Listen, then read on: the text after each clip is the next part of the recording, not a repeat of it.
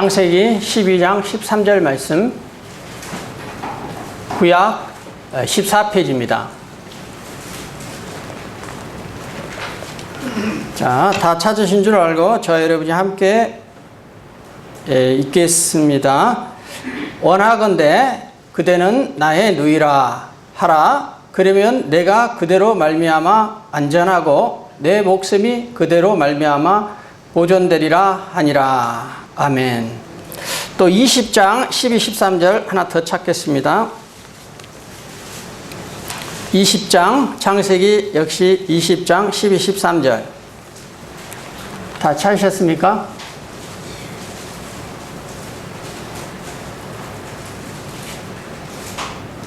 네, 다 찾으셨으면 저와 여러분이 함께 읽겠습니다. 시작. 또 그는 정말로 나의 이복 누이로서 내 아내가 되었음이니라.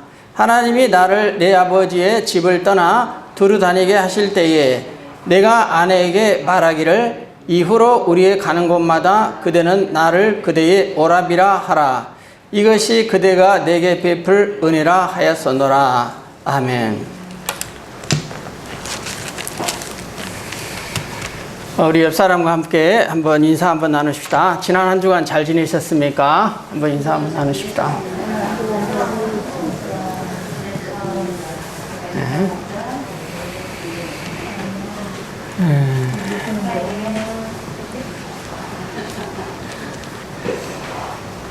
우리는 지난 주일 사랑하는 하나님의 자녀요, 또 하나님의 백성 되는 우리들이 하나님을 믿기는 하지만은 우리 안에는 여전히 아담의 죄악으로 인한 그 죄악의 본성들이 있기 때문에 육적인 삶의 모습들이 여전히 오늘 나의 삶 속에 남아있다. 그런 얘기를 나누면서 그렇지 않으려면은 노아의 가정처럼 살아야 하는데, 노아의 가정은 당시 시대 분위기의 세상의 풍조를 따르지 아니하고 하나님께서 노아에게 말씀하신 그 말씀에 순종하기 위해서 120년 동안이나 그 긴 세월을 기다리며 하나님의 말씀에 순종하였더니 하나님께서 당대의 모든 사람들은 심판하였지만은 노아와 그의 가정은 심판에서 면하게 하시고 구원의 방주를 짓게 하시고 구원의 은혜를 받게 해 주셨다. 그래서 성도님들이 육적인 삶을, 제 본성을 따르지 아니하고 영적인 삶을 살아가기 위해서는 이 두 가지를 말씀을 드렸던 것 같습니다. 기억나시죠? 그래서 오늘은 이제 아담 한 사람의 범죄로 말미암아 결국은 노아 시대에 많은 육적인 사람들이 그 육의 본성들을 이기지 못하고 하나님 앞에 심판을 받았습니다. 그러나 하나님은 그럼에도 불구하고 인류의 또 믿음의 자손들을 세우기 위해서 노아 이후로 아브라함을 선택하시고, 저와 여러분이 잘 알다시피 아브라함은 하나님께서 복의 근원 되게 하셨습니다. 그리고 그를 믿음의 조상으로 삼게 주셨습니다. 그러나 오늘 본문의 말씀을 읽었던 걸 보면은 그런 아브라함도 하나님 앞에 영적으로 살지 못하고 육적인 본성된 지악의 속성들을 가지고 있었다는 것을 보게 됩니다. 그래서 하나님은 이런 아브라함을 세우시기 위해서 이제 영적인 가정을 만들기를 원하셨습니다. 그리고 믿음의 조상과 복의 근원으로 삼기를 원하셨습니다. 그래서 하나님의 이러한 계획과 하나님의 이러한 뜻은 아무도 막을 수가 없는 것입니다. 그래서 하나님께서 아브라함에게 제일 첫 번째 요구한 것이 무엇이었습니까? 창세기 12장에 보면은 너는 내 본토 친척 아비집을 떠나 내가 지시한 곳으로 가라 말씀하셨습니다. 왜냐하면은 아브라함이 살던 곳은 우상의 지역이었고 그의 아버지의 데라의 그 재해의 영향력을 받고 있었기 때문에 하나님께서 아브라함을 축복하기 위해서는 새로운 하나님의 백성들이 살 터전이 필요했던 것입니다. 그것이 가나안 땅이고, 하나님은 그렇게 해서 아브라함과 그의 가정을 젖과 꿀이 흐르는 약속의 땅, 하나님의 자녀들이 살 우상 숭배가 없는 새로운 곳으로 인도하기 위해서 아브라함을 가나안 땅으로 가라 이렇게 약속을 주시고 말씀하셨던 것입니다. 그러나 아브라함은 가나안 땅으로 가는 것이 쉽지만은 않은 일이었습니다. 익숙한 땅을 버리고 새로운 미지에 아무것도 알 수 없는 그 땅으로 하나님의 인도함을 받아서 가야만 했기 때문에 그곳에는 많은 어려움과 위험 요소가 있었던 것입니다. 그런 가운데 그가 첫 번째 만난 어려움이 무엇이었냐면 세겜 땅에서 기근을 만났습니다. 그래서 세겜 땅에서 하나님의 인도함으로 인한 가나안 땅으로 갔었어야 하는데 기근을 만나자 먹을 것이 없었습니다. 생활에 어려움이 있었던 아브라함은 당시 최고 문명이 발달한 애굽의 문명으로 갔습니다.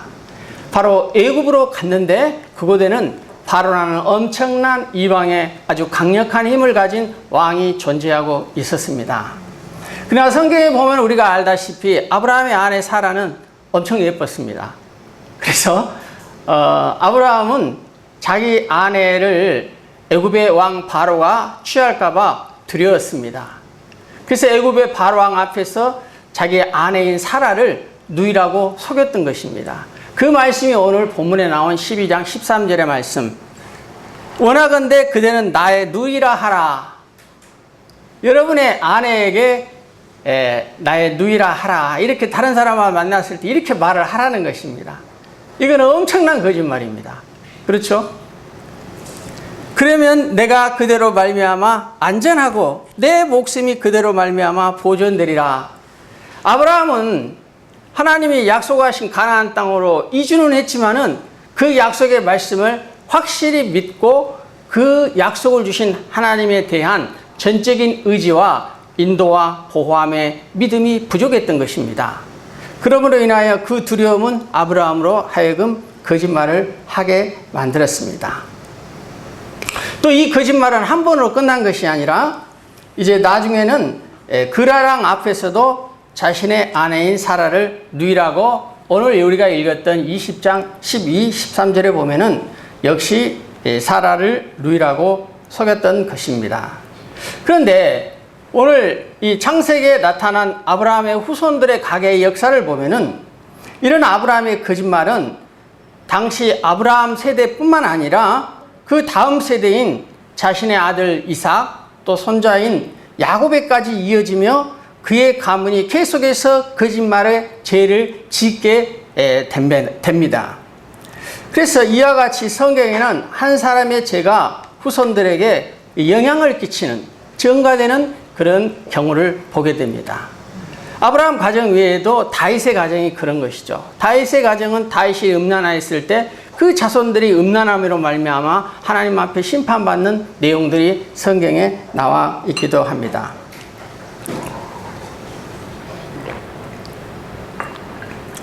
이런 가계의 죄의 영향력은 최초 어느 누군가 조상의 죄로부터 시작되는 것을 볼 수가 있습니다. 성경의 창세기 11장에 보면은 아브라함의 아버지는 데라라고 나와 있습니다. 그러면은 이 데라의 영향을 이렇게 아브라함도 받았을 터인데 데라는 원래 갈대아 우르 지역에서 살았습니다. 그리고 여호수아 24장 2절에 보면은 데라라는 이름의 뜻은 이주하다, 분리하다 이런 뜻을 가지고 있습니다. 따라서 데라는 원래 강 저쪽 편에 거주하여 다른 신을 섬겼다고 사도행전 7장에 나와 있습니다. 그러나 아브라함에게 나타난 하나님의 영광을 데라는 보았어요. 성경에 보면 아브라함에게 직접 하나님께서 말씀하셨습니다. 그래서 아브라함은 그의 아버지가 믿는 우상의 신을 따르지 아니하고 여호와 하나님을 따르기로 결심하였던 것입니다. 이런 아브라함에게 나타난 하나님의 영광을 데라는 보았던 것입니다. 그리하여서 갈대아 우르에서 분리되어 이주하여 데라도 가나안으로 이주하고자 하란까지는 갔으나 가나안까지는 결국 가지 못하고 하란에서 죽고 만 것이 데라의 삶입니다. 그래서 이 우르 지역을 보면은 이 메소포타미아 지역입니다. 우르 지역이. 그래서 메소포타미아 지역은 오늘날로 하면은 저와 여러분이 알기 쉽게 이라크 지역으로 이해를 하시면 됩니다. 그래서 이 이라크 지역은 당시에 인류의 4대 문명이 일어났던 곳의 한 곳입니다. 그래서 인류 최초 문명의 발상지로서 이미 아담의 죄로 인한 타락한 인류의 문명은 그 안에 사단의 속성인 거짓의 영을 품고 있습니다. 창세기에서 사단이 화하에게 죄를 짓게 한 것이 무엇이었습니까? 거짓말하였던 것입니다. 그리고 하나님의 진리의 말씀을 하로 하여금 지키지 못하게 하고 속이는 영이었던 것입니다. 그러니까 사단의 속성 중에 가장 큰 것은 이 사단은 거짓이다, 진리가 아니다는 것입니다. 근데 그곳이 어디서 시작됐느냐? 고대 근동 에덴 지역에서 시작이 됐는데, 그곳이 곧 넓게 보면은 이 데라에 살았던 우르 지역을 포함한 메소포타미아 지역, 오늘날로 우리가 얘기하면은 이라크 지역이었던 것입니다. 그러니까 거기서 살던 여호와 하나님을 알지 못하는 데라는 곧 그 안에 우상을 숭배했을 때 진리가 아닌 거짓의 하나님을 찾고 있었던 것입니다. 그래서 거짓의 영을 가지고 있었어요. 그 지약을. 이러한 거짓의 영은 나중에 이슬람 문명을 낳게 돼요. 그쪽 지역이 다 이슬람 문명이에요. 특별히 제가 그 이슬람 문화권에서 선교를 하고 왔는데, 그 이슬람 문명, 다시 말하면 그 이슬람이라는 종교에 있어서 가장 그 기독교적인 관점에서 볼 때 큰 제약이 뭔지 아십니까? 그것은 거짓말을 한다는 것입니다. 거기는 모하메드가 진리고, 모하메드가 하나님께서 예비하신 선지자라고 그렇게 알고 잘못된 거짓을 믿고 있는 종교가 이슬람 종교입니다. 그래서 이러한 영향을 받고 자랐던 아브라함은 하나님께 많은 복을 받았음에도 불구하고 그의 연약한 성품이 뭘로 나타나느냐? 거짓말을 하였다는 것입니다. 거짓말. 그래서 창세기 12장 13절에 아브라함이 가나안 땅으로 가는 도중에 세근 땅에 기근이 들자 잠시 내려갈 때 자신의 아내를 자신의 누이라고 속였던 것입니다. 목숨을 지키고 싶었습니다. 그 후 아브라함은 또 소돔성에서 하나님의 심판을 경험한 후에 그랄에 거주하였을 때가 있는데, 그곳에서는 또 어쨌습니까? 그랄 왕 아비멜렉 앞에서 자신의 아내 사라를 역시 자신의 누이라고 거짓말하였던 것입니다. 그러면서 그는 정말로 나의 이복 누이로서 내 아내가 되었습니다. 이후로도 그대는 우리가 가는 곳마다 그대는 나를 그대의 오라비라 하라. 아브라함은 자기 아내 사라에게 이와 같은 거짓말을 요구했던 것입니다. 이것은 아브라함을 큰 민족으로 이루게 하시려는 하나님의 약속에 대한 불신과 자기 보호 차원에서 두려움에서 나온 거짓말을 하였다는 것입니다. 자, 그런데 이런 거짓말은 이제 구약 36페이지를 한번 보겠습니다. 구약의 36페이지를 보면은 창세기 26장 6절 9절 6절 9절을 보면은 여기에 7절을 한번 제가 읽어드리겠습니다. 이삭이 이번에는 그랄에 거주할 때 일이 발생했습니다. 이삭 역시 그곳 사람들이 그의 아내에 대하여 물음에 그가 말하기를 그는 내 누이라 하였으니 니브가는 보기에 아름다우니 그곳 백성이 니브가로 말미암아 자기를 죽일까 하여 그는 내 아내라 하기를 두려워함이었더라. 참 그 아브라함과 이삭은 복도 많은 것 같아요. 너무나 아내들이 예뻐가지고 거짓말을 할 수밖에 없는데, 문제는 이 거짓말이 당대의 거짓말로 끝나는 것이 아니라 믿음의 계보를 잇는 자기 후손들에까지 그 죄의 영향력을 끼치고 있다는 이 영적인 사실을 몰랐다는 것입니다. 자, 보세요. 여기에 이삭이가 하는 말입니다. 그는 내 누이라 하였으니 리브가는 보기에 아름다움으로 혹시 그랄 땅에서, 이방 땅에서 내 아내를 다른 남자에게 뺏길까봐. 역시 아버지가 하는 대로 똑같이 배웠던 대로 하고 있는 거예요, 지금. 근데 놀라운 게 하나 있어요, 여러분. 뭐가 놀랍냐면요. 이삭이가 아브라함의 거짓말을 보고 배운 게 아니라 이미 이삭이를 잉태하기 전에 아브라함이 거짓말을 했어요. 연도를 따져보면은. 그럼 뭔 얘기냐? 아브라함이 이삭이라는 아이를 잉태하기도 전에 아브라함이 거짓말을 했는데 어떻게 그의 후손이 똑같이 아브라함과 같이 똑같이 자기 아내를 자기 누이라고 속일 수 있냐, 이 문제입니다. 이처럼 아브라함과 사라는 이런 가정에 거짓말을 하는 수치를 얘기한 적이 없었을 텐데도 불구하고 이삭은 부모의 거짓말을 그대로 따라 그 거짓말의 제약이 이삭에게 흘러 들어온 것입니다. 자, 그러면은 이제 창세기 27장 15, 19절로 한번 가보겠습니다. 창세기 27장 15에 19절을 보면은 이제는 야곱이 또 거짓말을 하고 있습니다. 야곱은 이제 거짓말을 종합적으로 해요. 어떻게 종합적으로 하냐면은 이제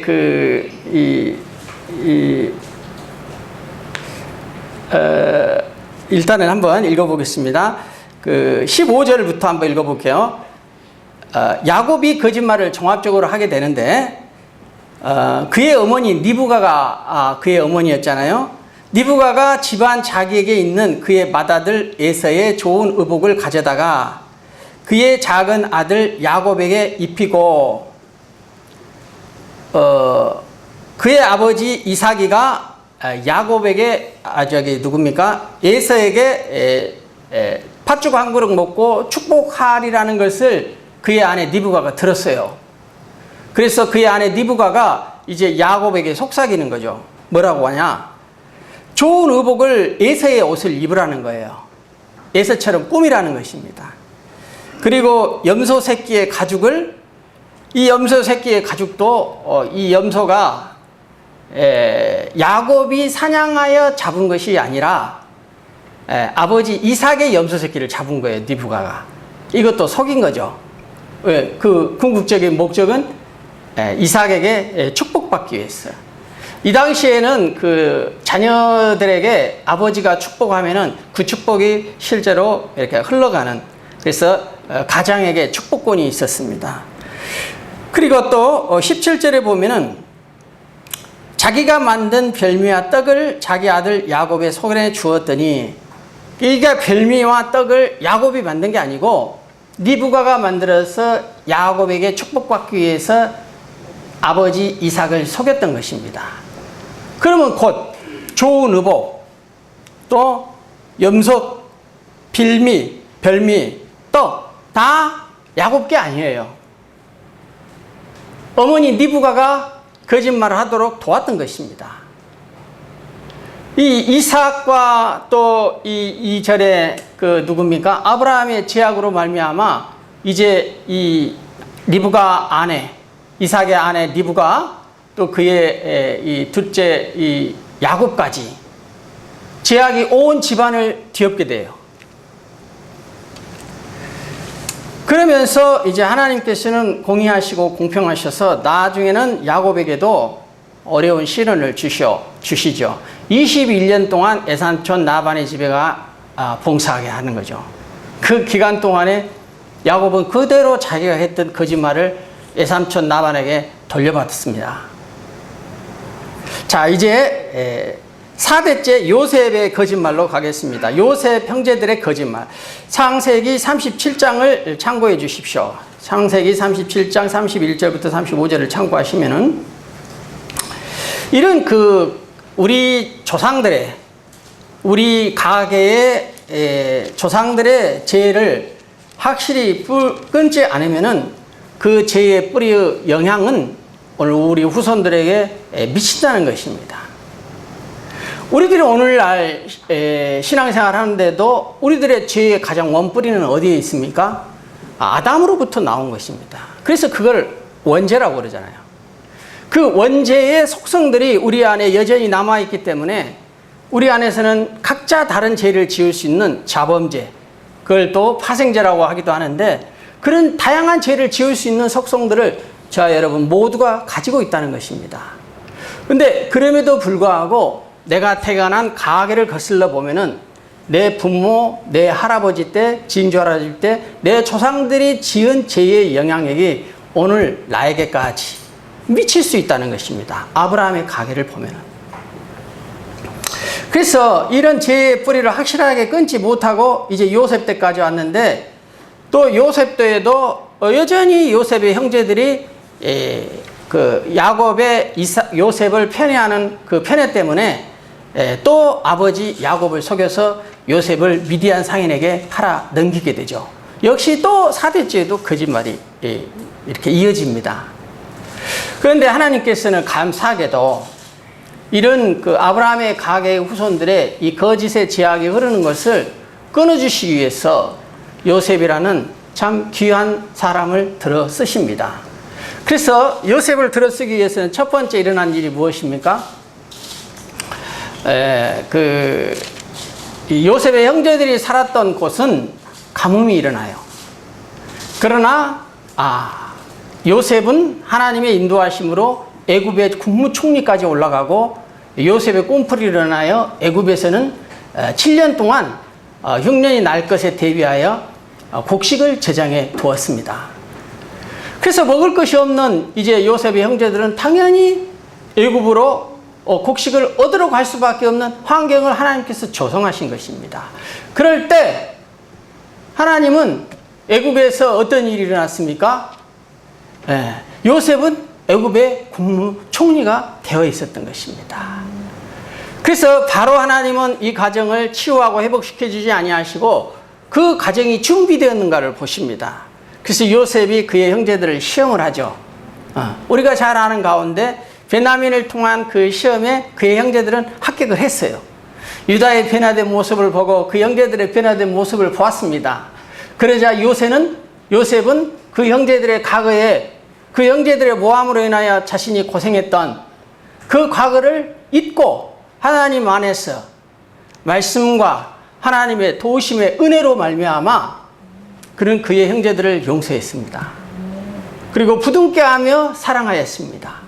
그럴 때 그 가게는 거짓말이 끊어지고 용서와 사랑으로 회복된 가정이 있었다는 것입니다. 아멘. 성경은 분명히 이와 같이 한 사람의 죄악으로 인한 아담의 원죄로 인하여 예수님이 십자가에 못 박히실 수밖에 없는, 그래서 저와 여러분의 원죄를 해결해 주셨고, 마지막 시대에는 예수님이 재림하심으로 인하여 저희들 안에 남아있는 죄를 지을 수 있는 본성마저도 해결해 주시겠다고 성경은 약속하고 있습니다. 우리는 이 약속에 하나님의 성경의 말씀을 믿어야 할 줄로 믿습니다. 아멘. 이처럼 하나님은 비록 아브라함 때부터 3대까지 거짓말을 하였으나 요셉 때 그의 거짓말하는 가정을 다시 축복의 가정으로 바꿔 주셨던 것처럼 이제 저와 여러분의 삶을 돌아보겠습니다. 신명기 5장 9절 10절에 보면은 이게 성경 269페이지인데 제가 한 번만 더 찾아보겠습니다. 269페이지. 신명기 5장 9절 10절에 보면은 어떤 하나님의 말씀이 나와 있냐면, 그것들에게 절하지 말며 그것들을 섬기지 말라. 나 내 하나님 여호와는 질투하는 하나님이시다. 하나님은 저와 여러분을 너무 사랑하시기 때문에 저와 여러분이 하나님 말씀대로 하나님을 경외하지 아니하고 다른 우상들을 마치 신처럼 하나님처럼 숭배하는 것을 엄청 질투하신다는 것입니다. 때문에 그 질투하는 하나님이 나를 미워하는 자의 죄를 갚되 아버지로부터 아들에게 4대까지 이르게 한다는 것입니다. 그의 아버지, 할아버지가 이와 같은 여호와 하나님을 경외하지 아니하고 죄를 지은 것에 대해서 4대까지 축복하지 아니하고 저주하겠다는 것입니다. 또 10절에 보면은 나를 사랑하고 내 계명을 지키는 자에게는 천대까지 은혜를 베푸느니라. 아멘.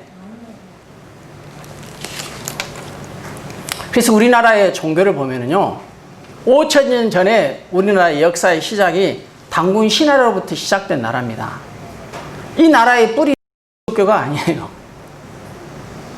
그리고 조선시대 때 유교는 종교는 아니지만은 유교에 기독교적이지 않는 그런 관점들이 많죠. 기독교적인 관점에서 보면은 유교의 그 제사 지내는 풍습, 이런 그 우상에게 절하고 이런 우상을 만들어 버린 거죠. 조상을.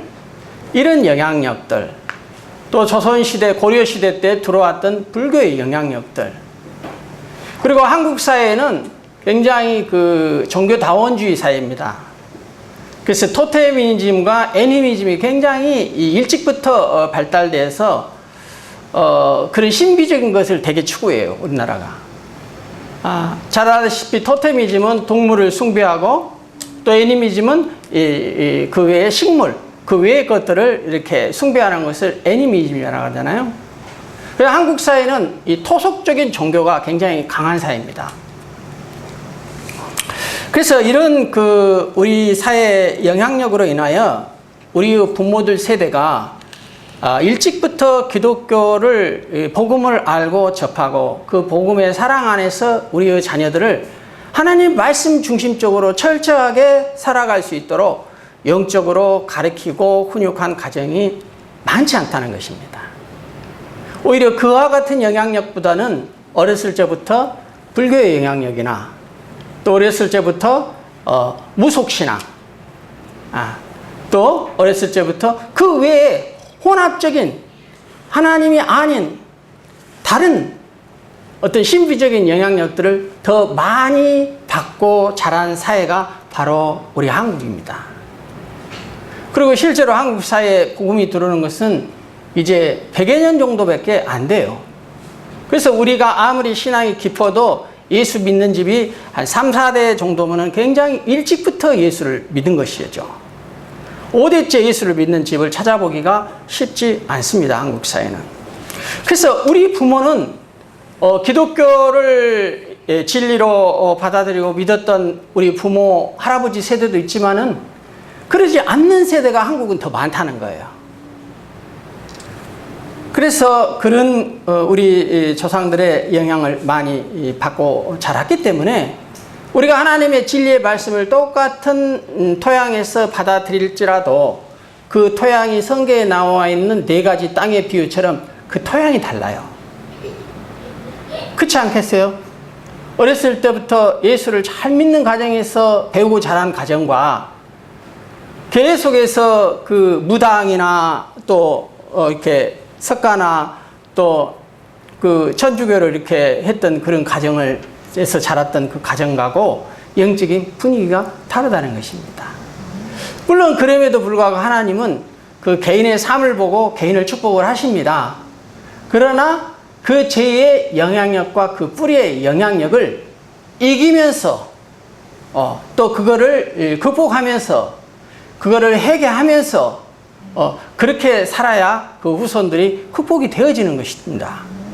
요셉처럼. 그래서 저도 목회를 하면은 어느 지역을 가면은요, 그 지역 자체가 불교를 일찍부터 받아들여 가지고 다른 지역에 비해서 불교가 편만하게 이렇게 그 지역을 이렇게 지역 가운데 있는 그 불교가 그런 데가 있습니다. 지역적으로. 그런 경우는 다른 지역에 비해서 그런 영향력을 많이 받더라는 것입니다. 그리고 우리나라에서 가장 유교적인 지역이 있어요.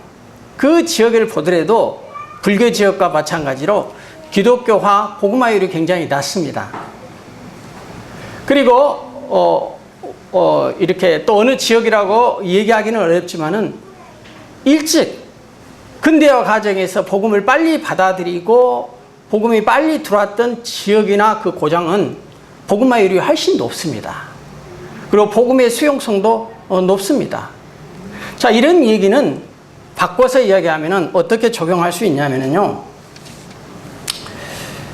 우리의 교회의 역사에도 적용할 수 있고요.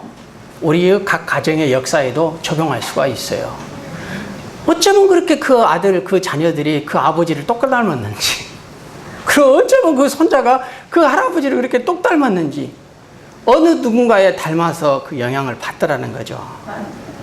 그러나 이제 우리가 물론 예수를 믿음으로 말미암아 그 모든 조상들로 내려오는 그 저주는 끊을 수 있습니다. 근데 이거를 끊어야 끊어지는 것이고, 가만히 예수만 믿고 이렇게 우리가 그런 것을 회개하지 아니하고 끊지 않으면은 끊어지가 않고 그 영향력이 계속해서 후손에게 이어진다는 내용의 말씀입니다. 그래서 사랑하는 성도 여러분, 우리 부모님들이 잘났던 또 좀 부족함이 있으셨던, 그건 우리 부모 세대의 이야기입니다. 그거는 그들의 신앙이고 그들의 삶이었던 것입니다. 중요한 것은 그런 영향을, 좋은 영향을 받았든 안 좋은 영향을 받았든, 내가 복음 안에서, 이 말씀 안에서 이 조상들의 죄의 문제를 어떻게 처리하고 바라보고 하나님 앞에서 회개하고 처리하느냐 문제가 중요하다는 것입니다. 아멘. 그리고 물론 이제 우리 부모로부터 좋은 신앙적인 유산이 있다면은 그것을 또 후손들이 잘 이어받아서 실제 삶 가운데 그렇게 살았을 때에 그 능력이 우리 안에 나타난 줄로 믿습니다. 아멘. 그래서 오늘 이 말씀을 종합해 볼 때 우리들은 이런 죄의 영향력을, 특별히 조상으로부터 내려오는 이런 죄의 영향력을 예수 그리스도의 이름과 하나님의 말씀의 근거에서 끊을 수 있어야 합니다. 아멘. 예수님의 십자가의 보혈의 능력과 하나님의 말씀의 능력은 온 영과 혼과 육, 골수까지, 뼈까지도 쪼개고도 남음이 있다고 했습니다. 이 성경을 우리에게 말씀을 약속으로 남겨주신 이 하나님의 능력은 이런 우리 조상들의 죄의 영향력도 끊을 수 있으리라 봅니다. 그래서 선포하시고 믿으시기 바랍니다.